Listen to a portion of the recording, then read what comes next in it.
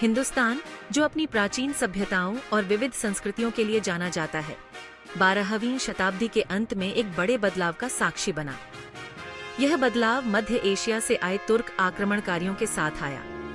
मोहम्मद गोरी जैसे महत्वाकांक्षी व्यक्तियों के नेतृत्व में ये योद्धा उत्तर भारत के बिखरे हुए राजनीतिक परिदृश्य के बीच अपने खुद के साम्राज्य स्थापित करना चाहते थे। उनकी विजयों ने आखिरकार दिल्ली सल्तनत को जन्म दिया, एक मुस्लिम वंश जिसने 1206 से 1526 तक 3 शताब्दियों से अधिक समय तक उपमहाद्वीप के विशाल हिस्सों पर शासन किया।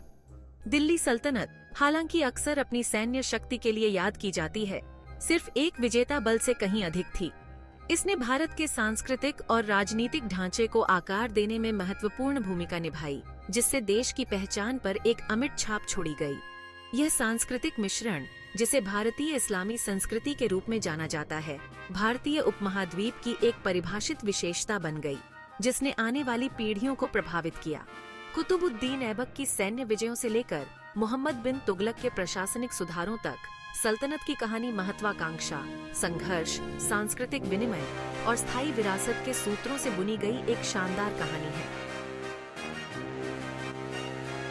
दिल्ली सल्तनत की शुरुआत का पता घुरिद साम्राज्य से लगाया जा सकता है, जो वर्तमान अफगानिस्तान में केंद्रित एक शक्तिशाली तुर्क राज्य था। महमूद गोरी, महत्वाकांक्षी घुरिद सुल्तान ने अपने साम्राज्य का पूर्व की ओर विस्तार करने के उद्देश्य से 12वीं शताब्दी के उत्तरार्ध में भारत में कई अभियानों का नेतृत्व किया। 1206 में मोहम्मद गोरी की हत्या के बाद कुतुब-उद-दीन ऐबक, एक पूर्व गुलाम जो एक शक्तिशाली सैन्य सेनापति बनने के लिए रैंकों के माध्यम से उठे थे, ने खुद को दिल्ली के स्वतंत्र शासक के रूप में स्थापित किया। ये दिल्ली सल्तनत की शुरुआत और गुलाम वंश के उदय का प्रतीक था। इसे इसलिए कहा जाता है क्योंकि इसके शुरुआती शासक मुख्य रूप से पूर्व गुलाम थे, जिन्होंने युद्ध के मैदान और प्रशासनिक भूमिकाओं में अपनी योग्यता साबित की थी। गुलाम वंश ने 1206 से 1209 तक अपनी अपेक्षाकृत छोटी अवधि के बावजूद उत्तर भारत में एक केंद्रीकृत मुस्लिम शासन की नींव राखी। दिल्ली में स्थित कुव्वत उल इस्लाम मस्जिद और कुतुब मीनार दोनों ही गुलाम वंश की स्थापत्य महत्वाकांक्षा और नवजात भारतीय इस्लामी वास्तुकला शैली के स्थायी प्रतीक हैं, जो उनके शासनकाल के दौरान उभरना शुरू हुई थी। कुतुब-उद-दीन ऐबक मध्य एशियाई मूल का एक तुर्क गुलाम सैनिक, अपने सैन्य कौशल और मोहम्मद गोरी के प्रति अटूट वफादारी के माध्यम से प्रमुखता से उभरा। 1206 में मोहम्मद गोरी की मृत्यु पर कुतुब-उद-दीन ऐबक ने अपनी स्वतंत्रता की घोषणा की, जिससे दिल्ली सल्तनत की नींव पड़ी। हालांकि उनका शासनकाल 1206 से 1210 तक केवल 4 साल तक ही चल पाया, लेकिन उन्होंने दिल्ली में एक केंद्रीकृत मुस्लिम शासन की नींव राखी। ऐबक ने विद्रोही गवर्नरों को वश में करने और सिंहासन के प्रतिद्वंद्वी दावेदारों को पीछे हटाते हुए उत्तर भारत में अपने शक्ति आधार को मजबूत करने पर ध्यान केंद्रित किया। अपनी सैन्य उपलब्धियों के अलावा कुतुब-उद-दीन ऐबक को स्थापत्य के प्रति उनके संरक्षण और भारतीय इस्लामी कला के प्रारंभिक विकास में उनके योगदान के लिए याद किया जाता है। उन्होंने दिल्ली में कुव्वत उल इस्लाम मस्जिद के निर्माण की शुरुआत की, जो भारत में सबसे पहले बची हुई मस्जिदों में से एक है, जिसे एक हिंदू मंदिर परिसर के खंडहरों पर बनाया गया था। उन्होंने कुतुब मीनार, एक विशाल माइनर की भी नींव राखी, जो अंततः दिल्ली का एक प्रतिष्ठित प्रतीक बन गया।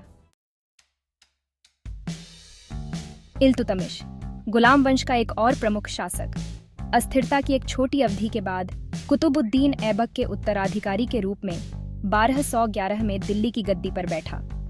1211 से 1236 तक 2 दशकों से अधिक समय तक चलने वाला उनका शासनकाल सल्तनत की शक्ति को मजबूत करने, इसकी क्षेत्रीय पहुंच का विस्तार करने और इसकी प्रशासनिक संरचना स्थापित करने में महत्वपूर्ण साबित हुआ।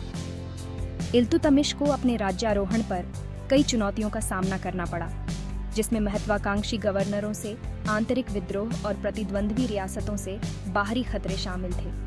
उन्होंने इन चुनौतियों को बड़ी कुशलता से निभाया, विद्रोहों को दबाया, गंगा के मैदानों पर अपना नियंत्रण मजबूत किया और 1221 में एक मंगोल आक्रमण को परास्त किया। एक स्थिर प्रशासन की आवश्यकता को पहचानते हुए इल्तुतमिश ने कई महत्वपूर्ण सुधारों की शुरुआत की। उन्होंने एक केंद्रीकृत नौकरशाही की स्थापना की, वफादार अधिकारियों को प्रमुख पदों पर नियुक्त किया और एक नए चांदी के सिक्के टंका की शुरुआत की, जो सदियों तक उत्तर भारत में एक मानक मुद्रा बन गया। इल्तुतमिश के शासनकाल में अपेक्षाकृत शांति और समृद्धि का काल देखा गया, जिससे वह स्थापत्य परियोजनाओं और कला और संस्कृति के संरक्षण पर ध्यान केंद्रित कर सके। सल्तनत की राजनीतिक स्थिरता, प्रशासनिक ढांचे और स्थापत्य विरासत में उनके योगदान ने उन्हें दिल्ली सल्तनत के इतिहास में एक प्रमुख स्थान दिलाया। 5वां भाग, रजिया सुल्तान, दिल्ली के सिंहासन पर एक महिला। दिल्ली सल्तनत हालांकि एक पितृसत्तात्मक समाज थी, लेकिन इसने रजिया सुल्तान के असाधारण शासन को देखा, जो सल्तनत पर राज करने वाली एकमात्र महिला थी। इल्तुतमिश की बेटी रजिया में असाधारण प्रशासनिक कौशल और एक गहरी राजनीतिक कुशाग्रता थी, जिन गुणों को उनके पिता ने पहचाना और पोषित किया। एक साहसिक और अभूतपूर्व कदम में इल्तुतमिश ने अपने बेटों की अनदेखी करते हुए रजिया को अपना उत्तराधिकारी चुना। हालांकि इस निर्णय को तुर्की अभिजात वर्ग के विरोध का सामना करना पड़ा, जो एक महिला शासक को अपने अधिकार के लिए एक अपमान मानते थे। रजिया 1236 में सिंहासन पर चढ़ी, लेकिन उन्हें दरबार के भीतर शक्तिशाली गुटों के तुरंत विरोध का सामना करना पड़ा। चुनौतियों से अविचलित रजिया एक सक्षम और न्यायप्रिय शासक साबित हुई। उन्होंने पारंपरिक महिला पोशाक को त्याग दिया, एक पुरुष सुल्तान के वस्त्र धारण किए और युद्ध में अपनी सेना का नेतृत्व किया। अपनी क्षमताओं के बावजूद रजिया का शासनकाल अल्पकालिक था, जो 1240 में दुखद रूप से समाप्त हो गया, लेकिन महिला नेतृत्व के प्रतीक के रूप में उनकी विरासत बनी रही। 6ठा भाग, खिलजी क्रांति, बदलती शक्ति गतिकी और महत्वाकांक्षी अभियान। 1290 का वर्ष दिल्ली सल्तनत के इतिहास में एक महत्वपूर्ण मोड़ था, जिसमें खिलजी वंश का उदय हुआ, जो गुलाम वंश के बाद आया था। वंश के संस्थापक जलालुद्दीन खिलजी ने गुलाम वंश के अंतिम शासक को उखाड़ फेंकने के बाद सत्ता पर कब्जा कर लिया, जिससे महत्वाकांक्षी सैन्य अभियानों, क्षेत्रीय विस्तार और महत्वपूर्ण सांस्कृतिक परिवर्तनों के एक नए युग की शुरुआत हुई। खिलजी वंश, जो अपनी सैन्य शक्ति और विस्तारवादी नीतियों के लिए जाना जाता है, ने सल्तनत का ध्यान समेकन से हटाकर आक्रामक विस्तार पर केंद्रित कर दिया। जलाल-उद-दीन खिलजी हालांकि शुरू में अपने विरोधियों द्वारा एक कमजोर शासक के रूप में देखा जाता था, एक चतुर रणनीतिकार साबित हुआ। उसने अपनी शक्ति आधार को मजबूत किया, विद्रोहों को दबाया और अपने उत्तराधिकारियों के लिए महत्वाकांक्षी विजयों को शुरू करने के लिए जमीनी कार्य किया। उनके शासनकाल में दक्कन में सल्तनत के पहले प्रमुख आक्रमण देखे गए। दक्षिण भारत का एक ऐसा क्षेत्र जो बड़े पैमाने पर दिल्ली के नियंत्रण से स्वतंत्र रहा था। अलाउद्दीन खिलजी, जलाल-उद-दीन का महत्वाकांक्षी भतीजा और दामाद, उनका उत्तराधिकारी बनेगा और खिलजी वंश का सबसे प्रमुख शासक बनेगा। 7वां भाग, अलाउद्दीन खिलजी, एक निर्दयी प्रयोगवादी और अपने चरम पर एक साम्राज्य। अलाउद्दीन खिलजी, जो 1296 में सिंहासन पर बैठा था, दिल्ली सल्तनत के इतिहास में सबसे महत्वाकांक्षी और निर्दयी शासकों में से एक के रूप में सामने आता है। उनके शासनकाल में सल्तनत अपने क्षेत्रीय विस्तार और सैन्य शक्ति के शिखर पर पहुंच गई, जो उपमहाद्वीप के उत्तर पश्चिमी सीमाओं से लेकर दक्षिण में दक्कन के पठार तक फैली हुई थी। अलाउद्दीन का शासनकाल कई सैन्य विजयों और प्रशासनिक सुधारों की एक श्रृंखला द्वारा चिह्नित था, जिसका उद्देश्य सत्ता को केंद्रीकृत करना और विशाल साम्राज्य पर अपना नियंत्रण मजबूत करना था। उसने मंगोल आक्रमणों को परास्त किया, सल्तनत की उत्तर पश्चिमी सीमाओं को सुरक्षित किया और गुजरात, रणथंभौर, चित्तौड़, मालवा और दक्कन में सफल अभियानों की एक श्रृंखला शुरू की, जिससे इन क्षेत्रों को अपने नियंत्रण में ले लिया। अपनी व्यावहारिकता और क्रूरता के लिए जाने जाने वाले अलाउद्दीन ने एक बड़ी और अनुशासित सेना को बनाए रखने और अपने महत्वाकांक्षी सैन्य अभियानों को वित्त पोषित करने के लिए कई आर्थिक और प्रशासनिक सुधार लागू किए। उनकी कठोर नीतियों के बावजूद अलाउद्दीन का शासनकाल कला और स्थापत्य के प्रति उनके संरक्षण के लिए भी उल्लेखनीय है। कई शानदार संरचनाओं को चालू करना, जिसमें अलाई दरवाजा और सिरी शहर शामिल हैं। 8वां भाग, तुगलक वंश, नवाचार और उथल-पुथल का समय।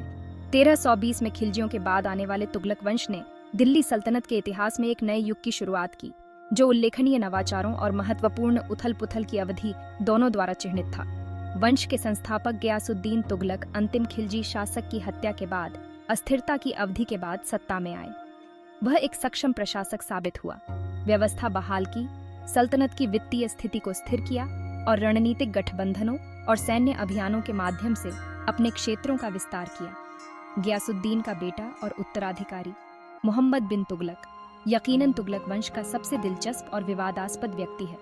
जबकि तुगलक वंश ने क्षेत्रीय विस्तार और प्रशासनिक नवाचार के क्षण देखे, यह विद्रोहों, आर्थिक चुनौतियों और केंद्रीय प्राधिकरण के क्रमिक पतन से भी जूझता रहा।